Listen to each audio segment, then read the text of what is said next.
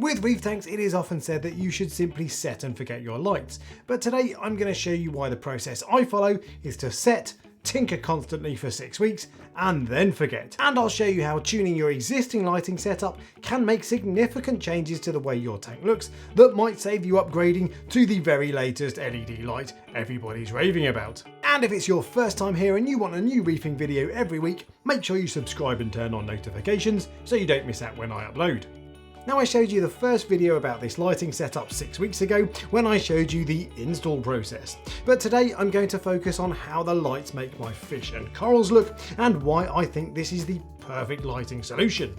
When I made the first video on this setup, I had literally just installed it. And as is often the way with a new light over your tank, I absolutely loved it. But to be honest with you, just a week later, the honeymoon period had worn off and I was already having second thoughts. The tank looked far too washed out by the T5 bulbs, which looked really overpowering. And the T5s were also muting the shimmer a little more than I wanted, which was a big deal because, as many of you will know, I have an unhealthy obsession with shimmer. The Kessil A500Xs are not a cheap light here in the UK, and shimmer was the #1 reason I switched to them from my previous setup. On top of that, the reef brights weren't as deep blue as I was expecting and didn't look as good as my previous setup. Now, I can't stress how much I love the fluorescence of corals under blue lights, and I couldn't understand why the reef brights, supposedly the kings of coral fluorescence, weren't giving me the Chernobyl fallout effect. And as if that wasn't enough, I was also getting an annoying amount of light spill onto my wall. So much so that I found it really distracting. And yes, even more distracting than my wallpaper.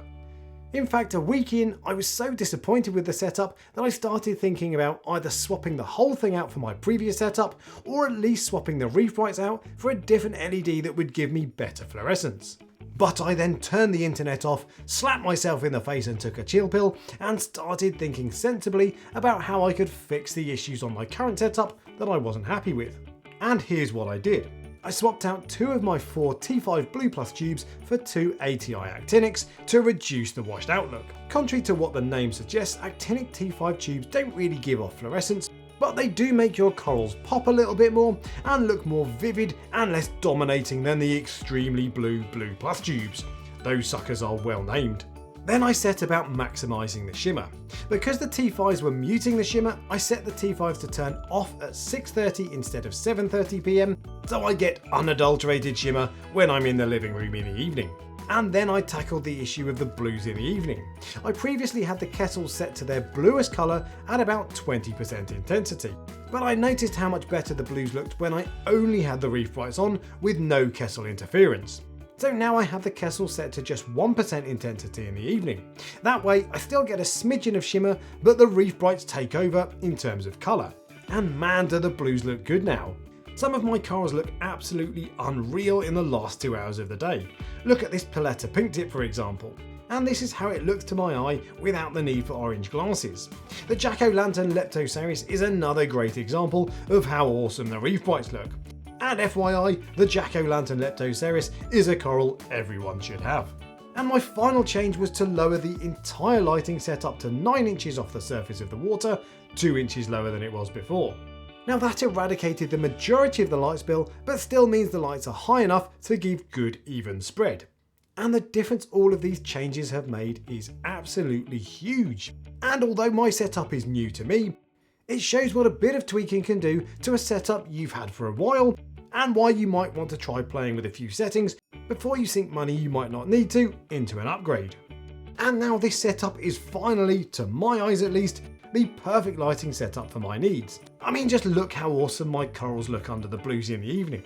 And it's not just the fluorescence, you can see the fish and corals' natural colour during the day because of the natural white light I've tuned to show true colours with a little splash of vibrance. No, not that type of vibrance. Now, while I think of this lighting setup as perfect for me, there are of course a few downsides.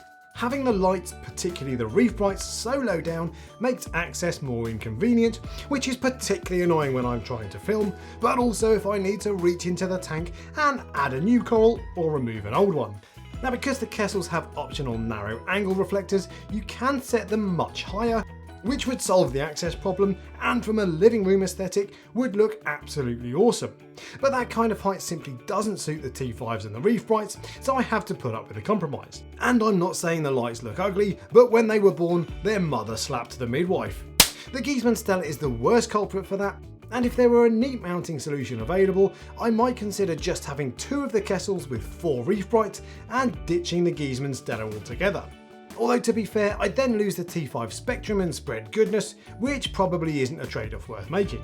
Now I can't promise making changes will work for every single setup, and of course on my setup there are a lot more variables that I could play with. But if you've never tried adjusting each colour channel, you might be surprised at just how much difference it makes, and it's well worth having a crack before you commit to that expensive upgrade. If you've got any questions, let me know in the comment section below, and if you enjoyed the video, give me a thumbs up and subscribe for next week, and until next time, happy reefing.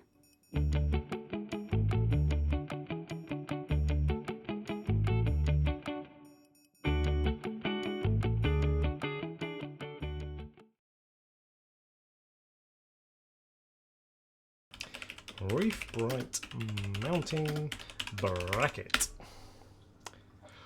Ooh, 2 Kessels and 4 Reef Brights.